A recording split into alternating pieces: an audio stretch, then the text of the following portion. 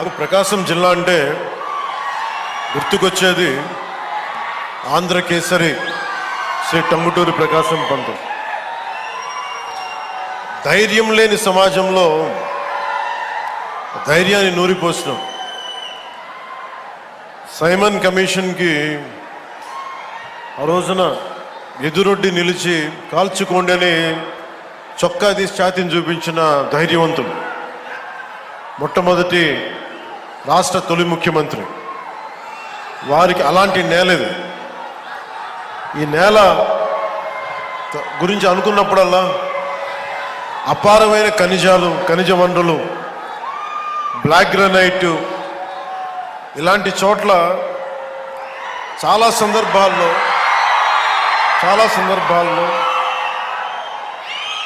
ముఖ్యంగా ఇక్కడున్న యువత, ఈరోజు నేను వచ్చిన సందర్భం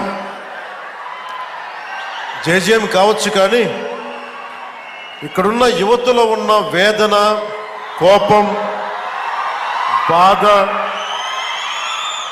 ఆంధ్రప్రదేశ్లోనే మా ప్రకాశం జిల్లా ఇంత నిర్లక్ష్యానికి ఎందుకు గురి కాబడింది, దశాబ్దాలుగా ఉన్న వెలుగొండ ప్రాజెక్టు ఎందుకు చేయలేకపోయారు, పరిశ్రమలు పక్కన పెట్టండి, ఇంత ఉపాధి అవకాశాలు మాకు ఎందుకు కల్పించలేకపోయారు, ఊళ్ళు ఖాళీ అయిపోతూ ఉన్నాయి, వలసలకి మేము వేరే ప్రాంతాలకు వెళ్ళాల్సి వస్తుంది.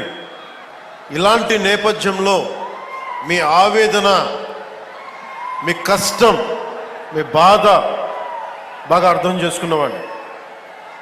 ఇక్కడ ఉన్నది నేను ఒంగోలు జిల్లాలో ఒక 2 సంవత్సరాలు ఉన్నాను. ఒంగోలు టౌన్లో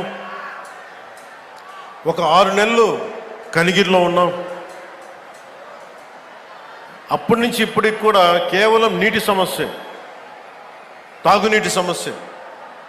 ఆ తాగునీటి ముఖ్యంగా కనిగిరిలో పనిచేసేటప్పుడు 6 నెలల్లో ఎందుకు వెళ్ళిపోవాల్సి వచ్చింది అంటే, మోకాళ్ళు వంగిపోతాయి, వెన్నెముక వంగిపోద్ది, ఈ ఫ్లోరైడ్ సమస్య ఉందని చెప్పి మేము ఇక్కడి నుంచి వెళ్ళిపోవాల్సి వచ్చిన పరిస్థితి.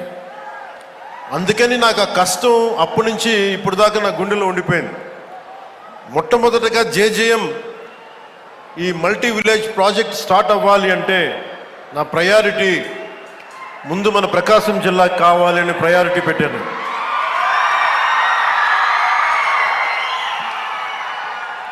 అలాగే మీకు గత ప్రభుత్వం మీకు ఏం చేసింది, ఎలా ప్రవర్తించారు మీ అందరికీ తెలుసు. మన జిల్లాకు సంబంధించి వెలిగొండ ప్రాజెక్టుకి ఒక 4,000 కోట్ల రూపాయలు కావాలి. దాంట్లో మేజరు ఎవరైతే భూపరిహారానికి కావాలి, వాళ్ళు అప్పులు తీసుకున్నారు. రాష్ట్రం మీద లక్షల కోట్ల అప్పులు తీసుకున్నారు, కానీ మనకు ఒక వెలిగొండ ప్రాజెక్ట్ తేలేకపోయారు. అలాగే గత ప్రభుత్వం జలజీవన్ మిషన్ అనేది దాహం తీర్చేది, గంగమ్మ తల్లి మనకి దాహం తీర్చేది, మన పంట పొలాలకి జీవం పోసేది, పంట పండించి మన ఒంట్లో సత్తువు నింపేది. అలాంటి గంగా సమానమైన నదీ జలాలు ఉండాలి.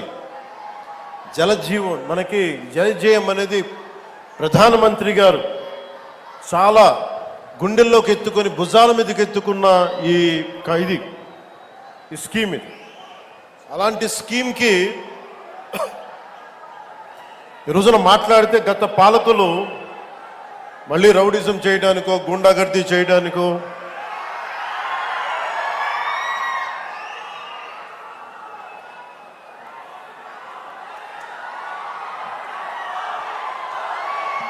మళ్ళీ గుండాగర్దీ చేయడానికో, రౌడిజం చేయడానికో అలాంటి భావన మళ్ళీ ఉంది.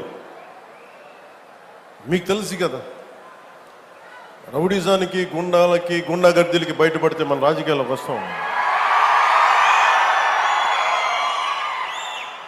కేసులు పెడతాం, వస్తే 29లో మేము అంతు చూస్తామంటే మీరు రావాలి కదా. మీరు ఎలా వస్తారో మేము చూస్తాం. నాకు వారి మీద, వైసీపీ నాయకుల మీద ఈరోజు చెప్తున్నాను, మొదటి నుంచి చెప్తున్నాను, వ్యక్తిగతంగా నాకు ఎవరి మీద కక్ష ఉండదు. మనస్ఫూర్తిగా నా గుండెల మీద ఆత్మసాక్షిగా చెప్తా, నాకు ఎవరి మీద కోపం ఉండదు. కానీ మీరు సగటు మనిషిలో, ఈ దేశంలో ఉన్న సగటు మనిషికి, సగటు మధ్యతరగతి మనిషికి, సగటు రైతుకి, సగటు యువకుడికి, సగటు యువతకి మీరు కనుక భయభ్రాంతుల్ని క్రియేట్ చేస్తే దాన్ని ఎదుర్కొనే కదా ఇక్కడ దాకా వచ్చాం. మీకు 151 సీట్లు వచ్చినప్పుడు కదా, నేను 2 చోట్ల ఓడిపోయినప్పుడు కదా మేము ఎదుర్కొని బలంగా నిలబడింది. అంటే గుండెల్లో ఎంత దమ్ము ఉండాలి, రక్తంలో ఎంత వేడి ఉండాలి మీలాంటి వాళ్ళు తట్టుకోవాలంటే. నాకు తెలిసిన సినిమాల నుంచి వచ్చినవాడిని, సినిమాలో డైలాగులు చెప్పను నేను. కుత్తుకలు కోసేస్తాం, మిడకాయలు కోసేస్తాం అంటే కోయడానికి మేమేమన్నా చొక్కా ఇప్పి చూపిస్తామా?